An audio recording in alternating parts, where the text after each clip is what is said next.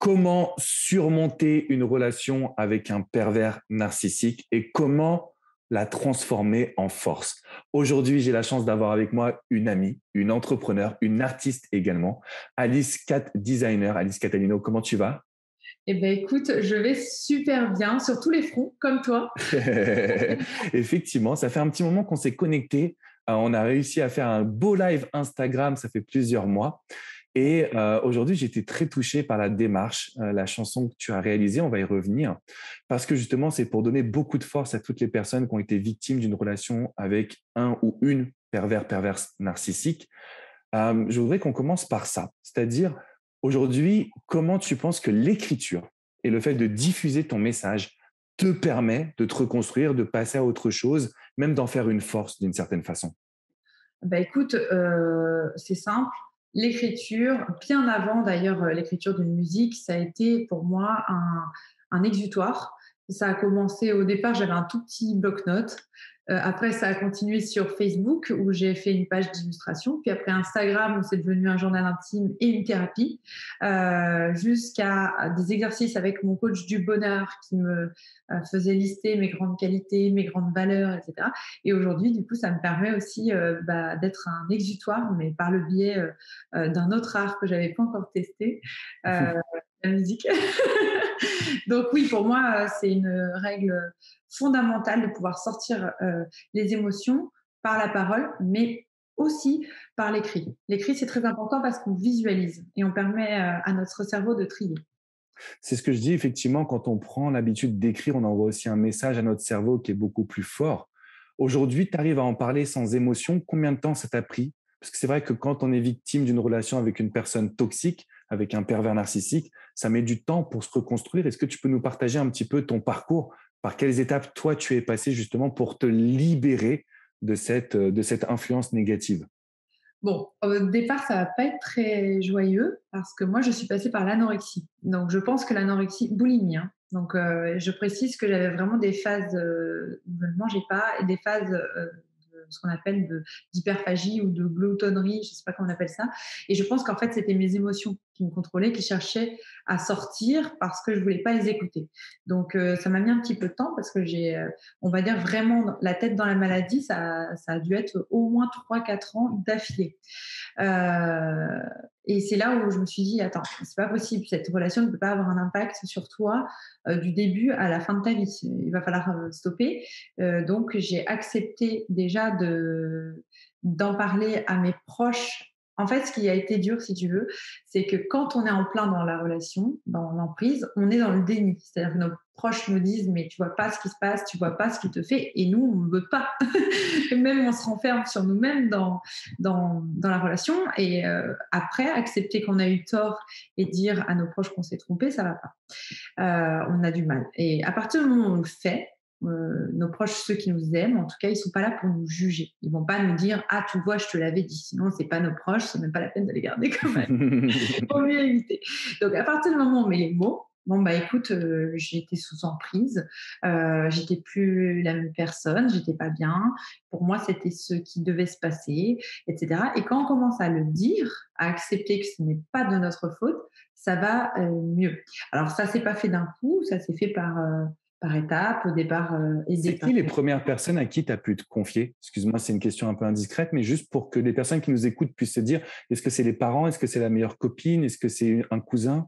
Non, alors les parents non, pas du tout. Mes parents, ça fait que là récemment que j'ose leur en parler parce que ma mère, elle a même développé une maladie intestinale suite à cette relation. Enfin, en tout cas, c'est ce qu'on en a déduit. Mais j'avais peur de leur faire du mal à mes parents, donc j'osais pas du tout leur dire. Et même aujourd'hui, je pense qu'ils savent même pas tout en détail tout ce qui m'est arrivé. Ils savent dans les grandes lignes.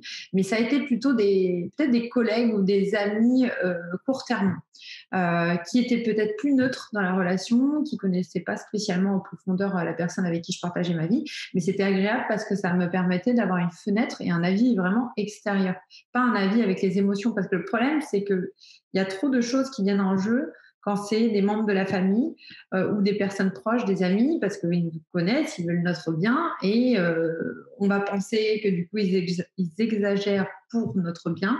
Pour nous Et protéger, ouais. voilà. Et finalement, en fait, comment dire, on va se renfermer et on va peut-être pas tout leur dire. Donc, c'est bien d'avoir une personne un peu neutre, quand même de confiance, parce que attention à pas du coup retomber dans des travers. Il existe aussi des amis narcissiques. Il ne faudrait pas qu'ils se servent de ce que vous leur disiez pour après, pareil, vous remettre dans une espèce de schéma d'emprise, parce que c'est souvent dans ces moments-là, d'ailleurs, qu'on se fait avoir, qu'on retombe en fait dans l'engrenage. Et c'est pour ça que souvent des femmes et des hommes disent mais je comprends pas, j'additionne les parents narcissiques, donc il faut quand même faire une coupure à un moment donné dans le schéma. Donc oui, quelqu'un de neutre, mais, D'accord. mais de confiance. Donc la première étape pour toi, ça a été un petit peu de te déculpabiliser, Oui. peut-être aussi de ne pas prendre les torts ou de ne pas te sentir jugé par les personnes qui t'entouraient pour libérer un petit peu ce qui se passait. Est-ce qu'il y a eu aussi la partie un petit peu pratique du sport, de méditation, de développement personnel, ou ça, c'est intervenu après?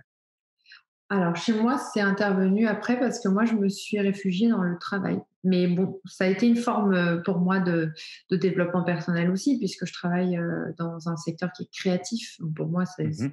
une forme de développement personnel. Après, oui, je pense que ça aurait pu peut-être aller plus vite dans le cheminement si j'avais fait directement la démarche par exemple, manger en pleine conscience, faire du yoga, faire de la méditation. Ça, c'est des choses que je m'accordais pas. D'ailleurs, j'ai du mal encore à m'accorder. Mais je sais que mon corps en a besoin parce que dès que, par exemple, j'ai la chance d'avoir un massage même de 15 minutes, je vois que mon corps est hyper réceptif. Donc, je vois bien qu'il est en demande de temps pour lui, ou en tout cas, mon attention est tournée sur moi. Et je pense que c'est vraiment la clé essentielle. J'ai réussi malgré tout sans ça, parce que j'ai occupé aussi ma créativité et donc mes émotions de surcroît par le biais de création de concepts, de penser des nouveaux chemins de vie, des directions, etc. Voilà. À l'heure où on fait cette interview, tu es suivi par plus de 220 000 personnes sur Instagram, où justement tu n'hésites pas à transmettre cette énergie de force, de reconstruction, parler de ton passé, montrer par les étapes par lesquelles justement tu as traversé. Et aujourd'hui, on voit que tu es heureuse en couple. Comment t'expliques avoir eu cette capacité? Il y a beaucoup de femmes que je coach, aussi des hommes, qui me disent, Alex, moi, je suis tellement échaudé, je ne crois plus en l'amour, je ne crois pas. Pour me reconstruire, oui, mais pour reconstruire et reformer une relation, c'est impossible. Est-ce que toi, tu as fait un cheminement pour de nouveau croire en l'amour et te dire, bah, ce que j'ai vécu ne définira pas ce que je vais vivre? Alors, alors ça, j'en avais déjà parlé justement avec une amie qui avait un peu vécu la même chose que moi. Et ce qu'il faut, c'est regarder dans l'enfance. Pour ma part, j'ai eu la chance, et c'est rare à notre époque, d'avoir une excellente relation avec mon père et avec mon frère. Donc déjà, mon rapport aux hommes n'était pas du tout biaisé. J'avais bien fait la distinction entre cette personne, je ne le mettais même pas dans la case homme, je le mettais vraiment dans cette personne qui est torturée, qui a des névroses, qui a un mal-être qu'il m'a fait finalement subir, et les autres hommes. Par contre, c'est vrai, et encore aujourd'hui, hein, même si c'est pas significatif, c'est vrai que, et je pense que ça c'est le cas de beaucoup de personnes qui ont vécu avec des parents narcissiques, je me vois et même m'analyse, j'ai des réactions parfois extrêmes face à des situations ridicules. Euh, Comme au début, par exemple, juste après, donc avec la personne qui a partagé ma vie après ce pervers narcissique, je pouvais avoir des crises de colère où je me reconnaissais pas. En fait, je voyais mon ex pervers narcissique en moi. Donc, c'est comme s'il avait un peu déteint sur moi. Et ça, c'est vrai que enfin, ça m'a beaucoup effrayée parce que je me suis dit, est-ce qu'il y a de son énergie qui est rentrée à l'intérieur de moi? Qu'est-ce qui s'est passé? Et en fait, je me rendais compte que oui, clairement, il y avait un souci. Il fallait vraiment que j'arrive à distinguer cette relation du reste de ma vie. Par contre, c'est vrai que ça m'a pas freinée à rencontrer des hommes. C'est même la rencontre avec des hommes qui m'a sauvée, en fait, qui a détourné mon attention, qui était sous emprise. Et c'est là où j'ai compris que c'était pas de l'amour que j'avais pour lui. C'était vraiment un schéma qu'il avait construit comme. C'est le même mécanisme qu'une drogue, en fait. C'est-à-dire que vous êtes addict Une à dépendance, en fait. une dépendance. Vous êtes addict à quelque chose qui ne vous fait pas du bien. Et il faut vite déconstruire. Et bah, bizarrement, alors j'ai eu de la chance aussi, je ne suis pas tombée sur une personne mal intentionnée, mais très vite, le fait de détourner mon attention, très vite, mon cerveau a pu commencer à trier les mauvais souvenirs jusqu'à un point où, dans la première année après cette relation, j'ai eu du mal à me rappeler du négatif. C'est vraiment comme un choc post-traumatique. Et c'est après, en fait, en reparlant, mais presque 4-5 ans plus tard, que j'ai commencé à avoir des bribes de souvenirs. Et donc, la relation, ça m'a beaucoup aidée. Après, attention, je ne vous dis pas ça pour sauter avec le premier venu dans le wagon qui passe devant vous de l'amour. C'est pas une raison pour euh, remplir un vide et être dans une démarche de dépendance affective. C'est-à-dire que moi, je sais que j'ai toujours réagi de manière assez impulsive, mais ça, c'est dans tous les choix de ma vie, c'est au-delà même de l'amour. Donc, c'est un fonctionnement que j'ai naturellement. Ça me paraît juste, voilà, c'est moi. Mais je sais que parfois, ma mère me disait souvent, mais réfléchis, patiente, prends du temps pour t'aimer. Et je sais que ce temps-là, alors soit je ne l'ai pas fait, soit je l'ai fait en parallèle de la construction de mes autres relations. Mais en fait, c'est pas quelque chose d'inné. J'ai pas l'habitude de me retrouver seule. c'est pas. Mais bon, après, j'ai eu de la chance aussi. Donc voilà, ne sautez pas avec le premier venu quand même. C'est de s'aimer soi, quoi. C'est important. Ouais, ce que j'apprécie dans ta réponse, en fait, c'est qu'il n'y a pas une méthode qui va s'adapter à tout le monde. Quand on veut sortir d'une relation toxique, quand on veut sortir d'une relation avec un pervers narcissique, il faut qu'on arrive à trouver des solutions qui vont s'adapter à nous.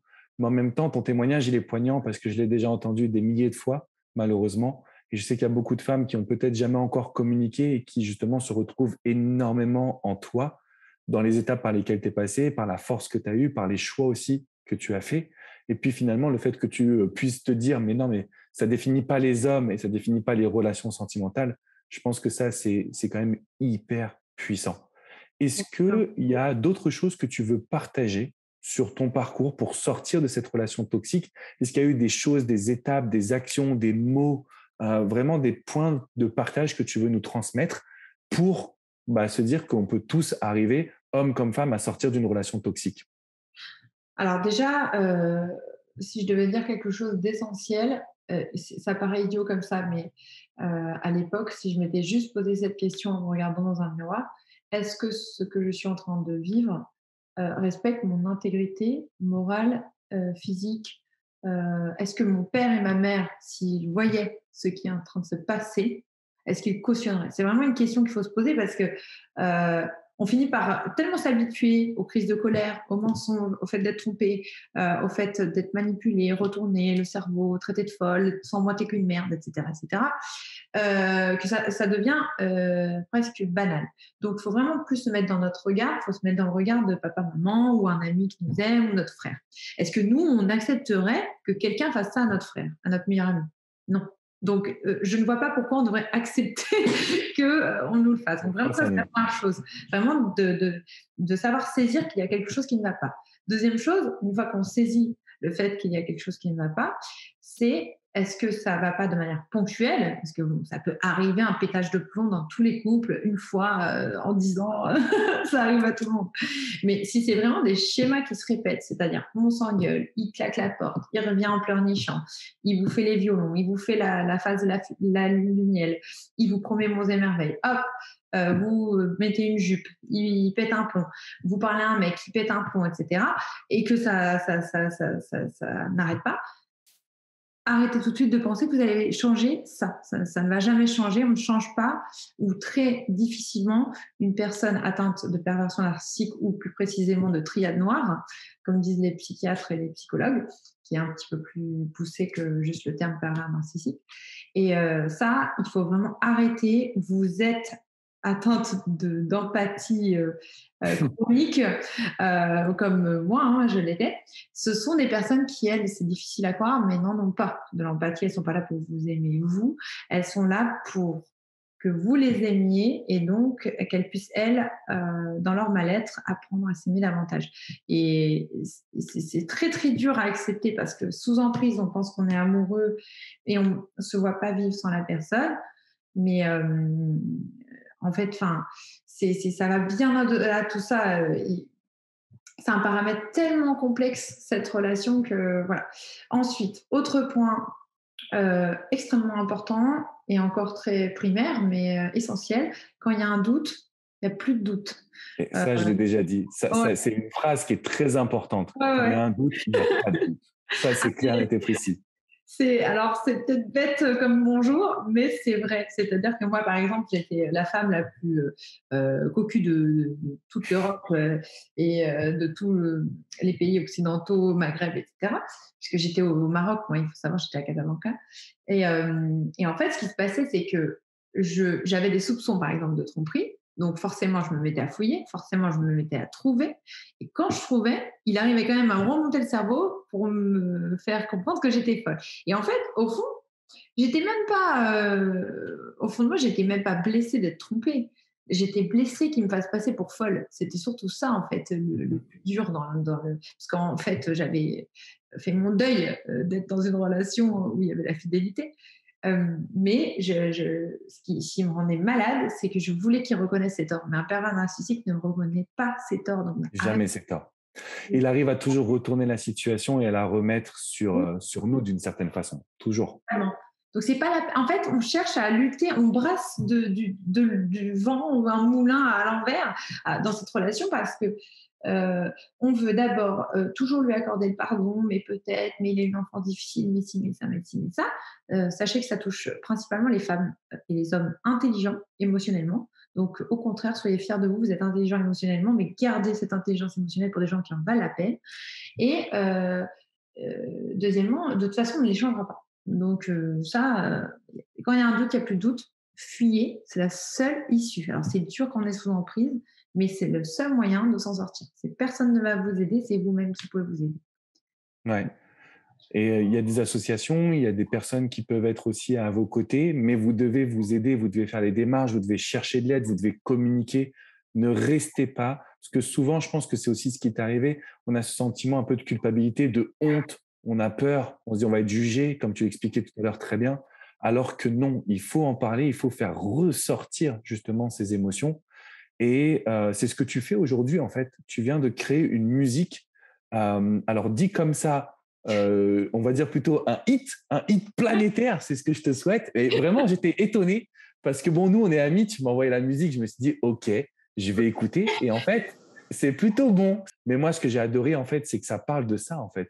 Donc, si je me trompe pas, le titre, c'est PN, donc pervers narcissique, j'ai fait le job, c'est ça? Ouais, c'est ça. Donc PN, j'ai fait le job.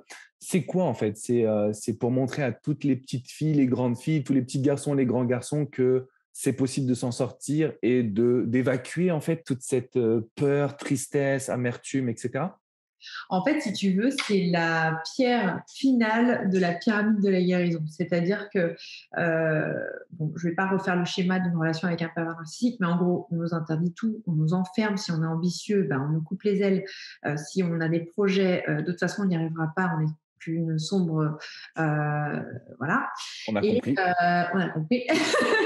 Et en fait, c'est complètement l'inverse. Sachez que lorsque vous êtes dans une relation sous emprise, souvent, c'est parce que vous êtes une personne qui, proportionnellement par rapport au reste de la population, vous avez des grands potentiels de créativité, d'émotivité. Et c'est pour ça d'ailleurs que vous attirez les PN. Hein. Et donc, ça veut dire que souvent, on vous a complètement limité dans votre lancée, en fait.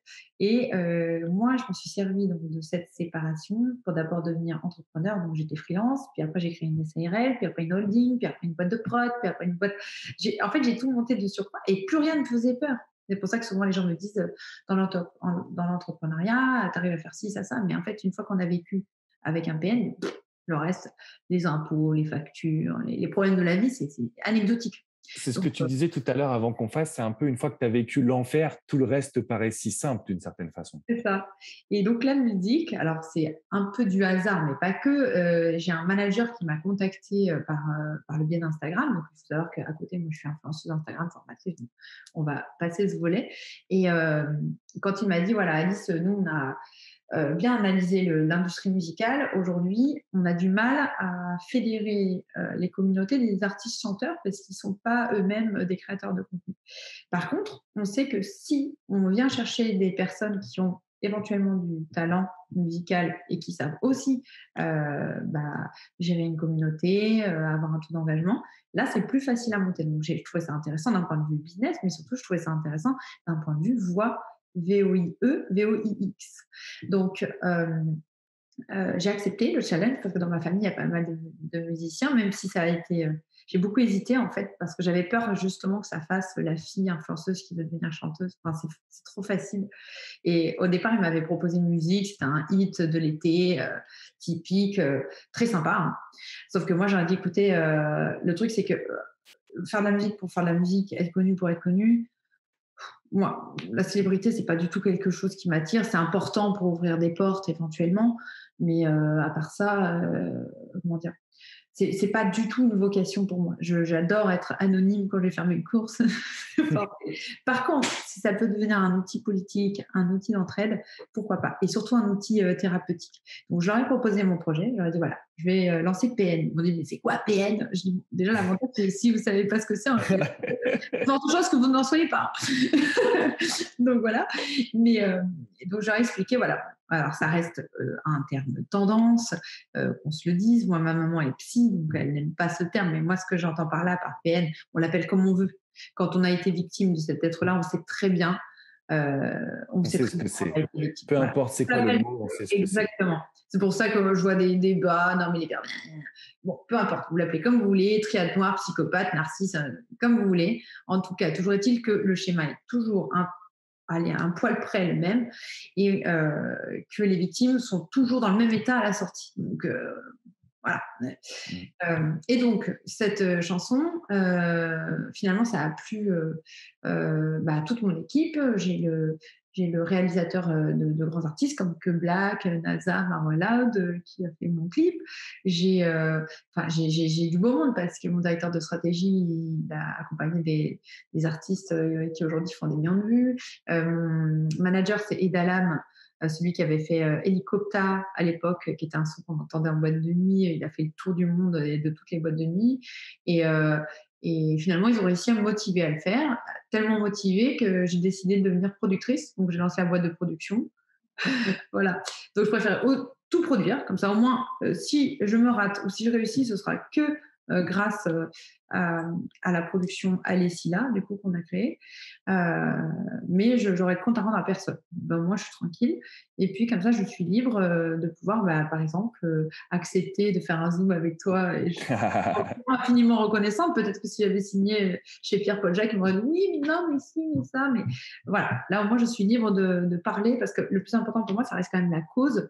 Donc, super si les gens apprécient la musique, qui est une musique positive. Je ne suis pas allée dans le côté dramatique de la chose, mais plutôt on voit une femme, donc moi, qui s'en est sortie.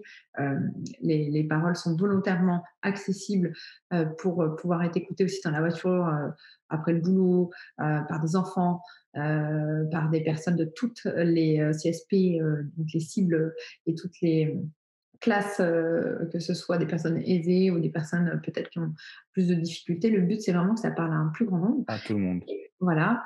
Et puis, qu'est-ce que je veux dire? Et puis surtout, que ça reste en tête. Parce que si ça reste en tête, alors, OK, il y aura le point de vue commercial. Les gens vont dire, bah oui, si ça reste en tête, la fille, elle va faire plus de vues, donc elle aura plus de visibilité, etc. Oui.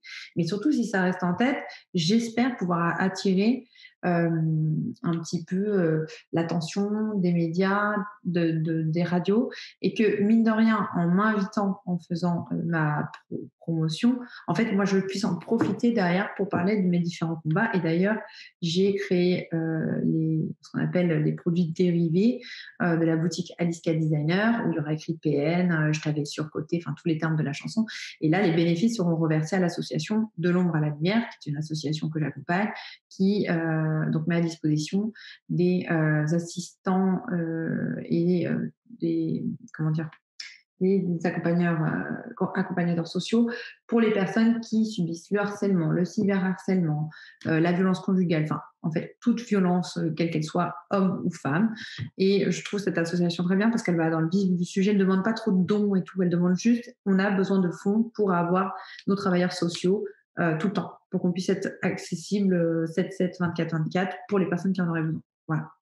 Je trop parlé. Non, mais c'est intéressant. Je pense qu'il fallait quand même préciser quel était ce projet et pourquoi c'était important. Donc, bien évidemment, on va vous mettre le lien juste en dessous. La vidéo, on l'a tournée aujourd'hui, mais on va la sortir une fois que le son a été mis en ligne. allez-y, partagez. Aujourd'hui, ouais, allez-y, likez, mettez un commentaire. Un petit like, une petite cloche, tout. Ouais, il faut tout faire, il faut tout faire. En tout cas, ça me faisait très plaisir que tu puisses venir. Je pense que ton témoignage, il est poignant. Je ne sais pas ce que les personnes vont en penser, mais déjà, moi, et j'entends ça presque tous les jours, ça m'a énormément touché de t'entendre en parler, de transmettre des solutions. Et en même temps, ça donne de l'espoir de se dire, quoi qu'on ait vécu, on peut regarder droit devant. Et je pense que c'est le but aussi de cette musique. Donc, surtout les amis, allez la regarder, allez soutenir Alice. Et puis, mettez un petit commentaire si jamais vous avez des questions, des besoins. Avec toute l'équipe, on va aussi être présent. On mettra bien évidemment les liens aussi donc, de ton shop, mais de l'association de l'ombre à la lumière également. Donc, on est tous ensemble et c'est comme ça qu'on peut rendre ce monde meilleur. Alice, merci pour ton temps. Merci Franchement, à toi. ça m'a fait plaisir. Merci d'avoir pu partager toutes ces émotions, toutes ces situations pas faciles, mais tellement ô combien importantes quand on a envie de se reconstruire, de sentir qu'on peut avoir du soutien et même qu'on peut réaliser ses rêves après une situation difficile. Donc, encore une fois, merci à toi. C'était top. Tu veux, on peut partager aussi ton Instagram. Donc, c'est Alice Cat Designer. C'est ça. Donc, CAT comme chat. Et Ouais. ensuite, designer. TikTok aussi, tu es assez présente TikTok, finalement. Alicia Designer aussi. Voilà. En fait, c'est Alicia Designer partout. Comme ça, Voilà. au moins, le problème est réglé. Et surtout, si vraiment, bon, alors, je ne peux pas répondre à la minute, mais si vous avez actuellement une situation gravissime et que vous avez besoin juste d'une écoute. Alors moi, je vous conseille vivement tous les coachings d'Alexandre, j'en ai pris je ne sais pas combien, je suis une très bonne cliente. Et si vous avez besoin juste d'une oreille neutre, je suis là. Par contre, évidemment, je ne suis pas coach, je ne suis pas thérapeute, je ne suis pas. Donc, je vous renverrai très certainement derrière s'il y a des thématiques un peu complexes vers Alexandre. Mais n'hésitez pas à m'envoyer un petit vocal, pas 18, s'il vous plaît, sinon je ne m'en sors pas. Juste un petit vocal pour me dire voilà, Alice, je suis dans telle situation, toi, tu ferais quoi à ma place, etc., etc. Ce sera avec grand plaisir, je réponds à tous mes messages sur Instagram. Génial, génial. Une personne qui reste les pieds sur terre, ça fait aussi plaisir. En tout cas, encore une fois, on vous invite à aller voir cette superbe musique. On vous invite à suivre les actions. Il y avait pas mal de petites, même grandes pépites qui ont été partagées. Ne restez pas seul. On est là à fond à vos côtés. Encore une fois, merci Alice. Et puis, on te souhaite tout le bonheur, que ce soit un méga hit, que ce soit un sujet qui soit démocratisé, que tout le monde se dise, OK, on peut s'en sortir. C'est un peu ce que tu nous transmets là. Okay. Je te fais une grosse bise. Je te dis à bientôt en tout cas. Bisous, Les ciao, amis. ciao. Prends soin de toi. Ciao, ciao. Ciao, bye, merci infiniment.